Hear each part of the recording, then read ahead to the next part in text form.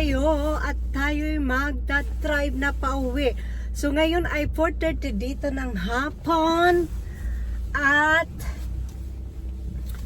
may dilim na po dito. Malalagan niya ng winter dito. Akala mo alas 7 na ng gabi. So pauwi na tayo guys. Teka muna guys at magsusutay ng salamin. Kasi dito sa Germany guys, pag ikaw kuha ng lisensya, i-declare mo kung ang mata mo ay malabo o hindi at pakukuhanin ka dito ng C-test. Yan. Bago ka mag-start ng driving license. Ngayon, pagka nakalagay sa driving license mo ay may eyeglass ka, kailangan mag-drive ka na may eyeglass. Kasi guys, pag nahuli ka ng pulis ay at wala kang eyeglass, doble ang babayaran mong punishment.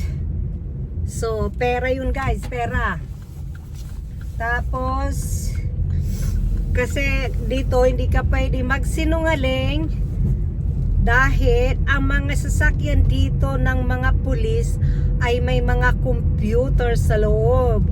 Kaya pag kinuha nila ang lisensya nyo, halimbawa may checkpoint, pag kinuha nila ang lisensya mo, titignan nila yan sa computer ng sasakyan nila. Kung ikaw ba ay may salamin or wala. Need mo ba ng salamin? Oo o hindi. Oh. Kaya iyan. So, pauwi na tayo guys at malapit na ang Christmas! Christmas in the Philippines! I'm so excited! So, dahan-dahan lang tayo mag-drive kasi ay 30 zone lang dito guys. Dito kailangan pag mag-drive ka sa 30 zone, alam mo kung sino may priority sa karsada.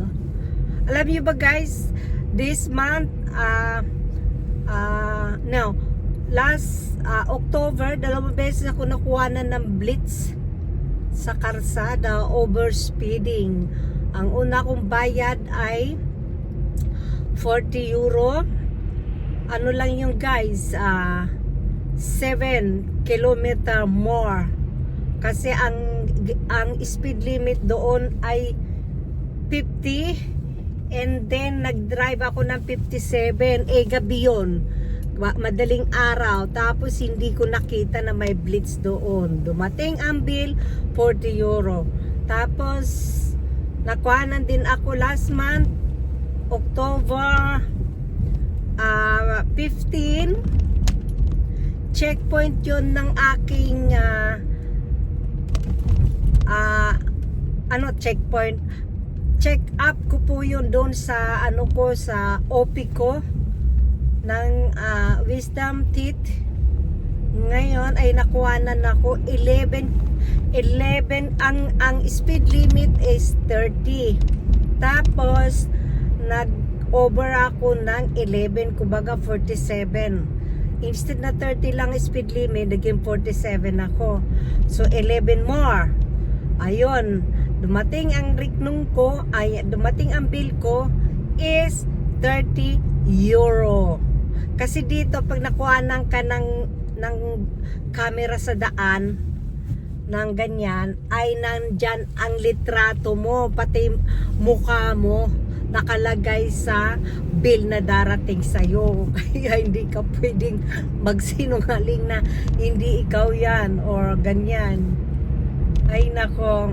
Kaya ngayon, end of this year, kailangan mag-ingat ako na wag akong makuhanan ng another blitz. Kasi pag nakuhanan ka ng third time o the fourth time, may point ka na noon sa Strasse, may point ka na noon. So, tapos bigyan ka na ng warning noon na kunin na ang lisensya sa'yo, guys. My God. So, guys, that's all for today. Update lang tayo. At ako'y mag-concentrate na sa driving ko, guys. Para makauwi tayo ng maayos sa bahay. Anyway, malapit lang tong work ko sa bahay ko. Mga 10 minutes lang driving. Kung mga walang ganyan, traffic, or hindi, ang mga traffic light ay lahat green. So guys, that's all for today, and thank you for watching. Bye bye mga baby love. Shout out to everybody. Bye.